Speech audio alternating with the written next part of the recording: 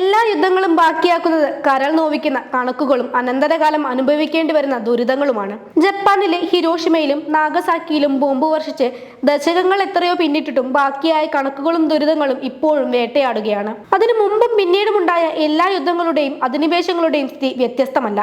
ഓരോ യുദ്ധവും ലക്ഷക്കണക്കിന് മനുഷ്യരുടെ ജീവഹാനിക്കും വസ്തുനാശത്തിനും കാരണമാകുന്നു. ചരിത്രത്തിലെ ഒരിക്കലും മായാത്ത മുറിവുകളുമായി അത് അവശേഷിക്കുകയും ചെയ്യുന്നു.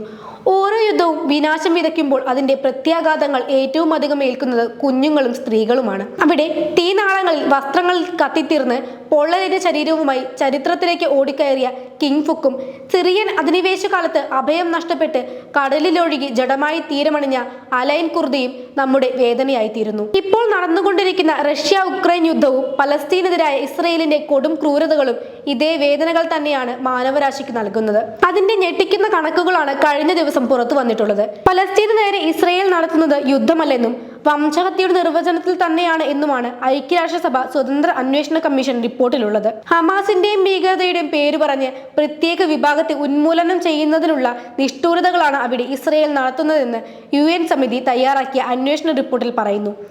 2023 ഒക്ടോബറിലാണ് ഇസ്രയേൽ സേനയും ഹമാസും തമ്മിലുള്ള സംഘർഷം ആരംഭിച്ചത്. എന്നാൽ പലസ്തീനിലെ പ്രത്യേക വിഭാഗത്തെ ഇല്ലാതാക്കുന്നതിനും ഗാസ പിടിച്ചടക്കുന്നതിനുമുള്ള ശ്രമങ്ങളാണ് അതിന്റെ പേരിൽ ഇസ്രയേൽ പിന്നീട് നടത്തിക്കൊണ്ടിരിക്കുന്നത്.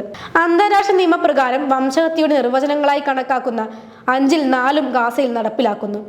പ്രത്യേക വിഭാഗത്തിലെ അംഗങ്ങളെ കൊല്ലുക, ഗുരുതര ശാരീരിക മാനസിക ഉപദ്രവം ഏൽപ്പിക്കുക, പ്രത്യേക വിഭാഗത്തെ നശിപ്പിക്കാൻ മറ്റ് സാഹചര്യങ്ങൾ മനഃപൂർവ്വം സൃഷ്ടിക്കുക, ജനനം തടയുക എന്നീ പ്രവൃത്തികളാണ് നടക്കുന്നത്. അതിന്റെ ഫലമായുണ്ടായ കൂട്ടക്കുരുതിയുടെയും വസ്തുനാശത്തിന്റെയും കണക്കുകളും റിപ്പോർട്ടിലുണ്ട്. 2 വർഷമാകാൻ പോകുന്ന വംശഹത്യക്കിടെ 65,000-ഓളം പേരെയാണ് സൈന്യം കൊന്നൊടുക്കിയിരിക്കുന്നത്.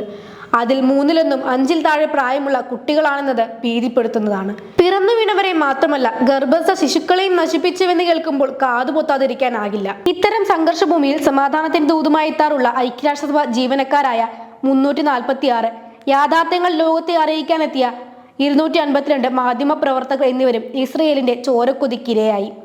തടവിലാക്കപ്പെട്ട പലസ്തീനികളുടെ എണ്ണം 10,000-ലധികമാണ്. ഇസ്രയേൽ നടത്തുന്ന അതിക്രമങ്ങൾ മനസാക്ഷിയെ ഞെട്ടിക്കുന്നത് പട്ടിണിക്കിട്ട് കൊല്ലുകയെന്ന രീതിയാണ്.